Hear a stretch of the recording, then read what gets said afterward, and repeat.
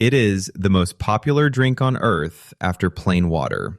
A quiet cup of comfort sitting on a billion tables at this very moment. Its history, though, is anything but quiet. This gentle drink triggered an act of industrial theft, fueled a nation of addicts, and helped set off 2 wars. And if you believe the legend, the whole thing began with a few leaves falling into a cup entirely by accident. This is the story of tea. That legend belongs to a Chinese emperor named Shennong, remembered as the divine farmer, said to have lived nearly 5,000 years ago, around 2737 BC. As the story goes, he was a cautious man who insisted his drinking water always be boiled first. One afternoon, resting beneath a tree while his water simmered, a few leaves drifted down from the branches above and settled into his pot. Curious rather than annoyed, he tasted the pale golden infusion, found it wonderful, and just like that, tea was born. It is almost certainly a myth, polished smooth over the centuries, yet it points at something real. Tea came from a single plant, native to that corner of the world, called Camellia sinensis. Every genuine tea on the planet, whether green, black, white, or oolong, is made from its leaves, separated only by how they are treated after picking. For a very long stretch of history, China held tea almost entirely to itself.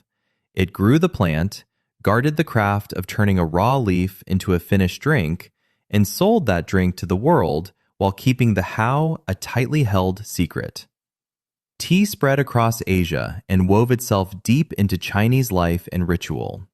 In time, it made the long journey west, reached Europe, and there it found the country that would fall harder for it than anyone: Britain. Tea took hold at the very top first. When a Portuguese princess named Catherine of Braganza married the English king in the 1660s, she brought her tea-drinking habit with her to court, and the fashionable set scrambled to copy the queen. From there, the drink trickled down through every layer of society. The government soon piled heavy taxes onto it, which did exactly what heavy taxes on a beloved thing always do. It bred a giant black market, with smugglers running untaxed tea by the ton and dishonest sellers padding real leaves with fake ones to stretch their stock. Tea was already making trouble, and it was only warming up. Across the Atlantic, a tax on British tea would help shove Britain's own American colonies toward revolt. The night furious colonists dumped an entire shipment into Boston Harbor in 1773. The deepest trouble, though, was quietly brewing back home, in the account books. The British did not merely enjoy tea. They grew devoted to it, and then quietly dependent on it. Over a couple of centuries, the drink went from an exotic curiosity for the rich to the everyday fuel of an entire nation, poured morning, noon, and night, in grand country houses and cramped workers' kitchens alike. A whole culture arranged itself around the kettle. There was just one problem, and it was enormous. Every leaf of that tea still came from China, and China had little interest in the goods Britain wanted to sell in return. For their tea, the Chinese wanted one thing above all: silver. So Britain paid, and paid, and paid again. Chest after chest of tea sailed west, and in the other direction flowed a steady river of silver to cover it. The imbalance swelled into a genuine national crisis. Here was a country bleeding its treasure across the globe just to keep its favorite drink in the pot, and everyone in charge could see it was not sustainable. British merchants and the mighty East India Company began to hunt for something, anything, they could sell to the Chinese to turn the tide back the other way. What they eventually found would poison millions of people and drag 2 nations into open war. The calm in your teacup was about to get very dark. The answer they settled on was opium.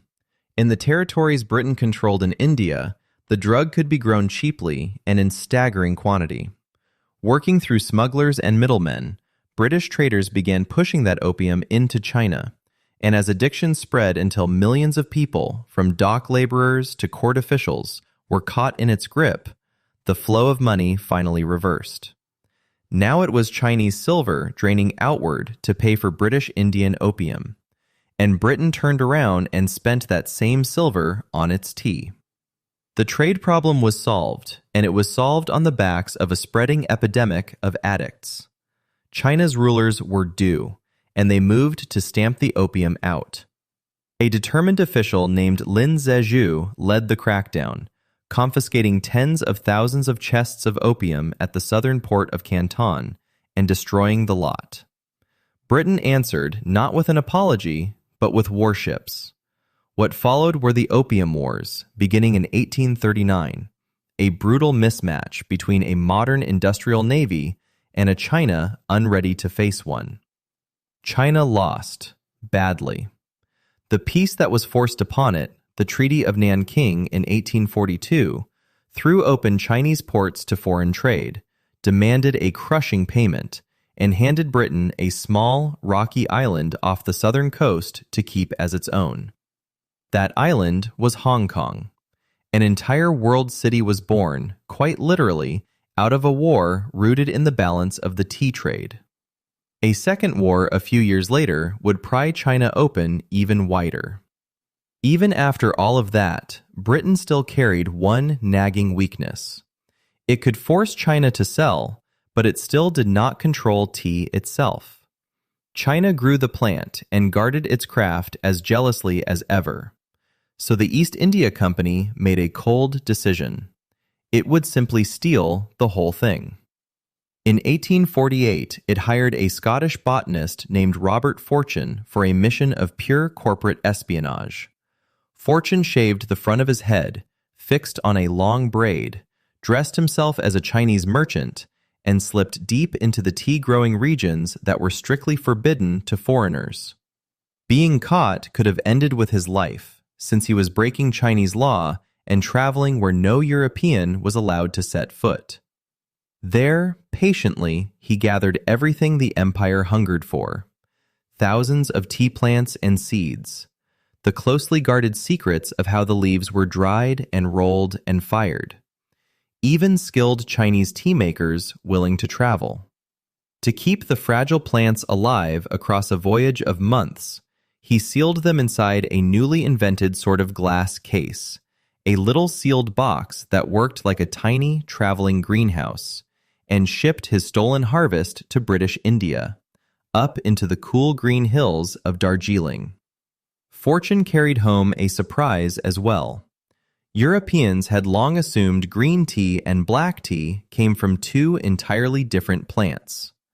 Fortune confirmed they are the very same leaf, changed only by how it is handled after picking. It worked within a decade. Tea gardens spread across British India, and China's ancient monopoly, held for centuries, was finally broken. The drink the whole world pictures as the very image of calm had been carried off by a spy in disguise. So the next time you fold your hands around a warm cup of tea, take a moment to think about what is really steeping in there. A 5,000-year-old legend, a single leaf that drained empires of their silver, 2 wars and the birth of Hong Kong, and one of the boldest thefts in the history of business, all so that you could enjoy the quiet little pleasure you are about to raise to your lips. Every food has an origin story. This is Foodling.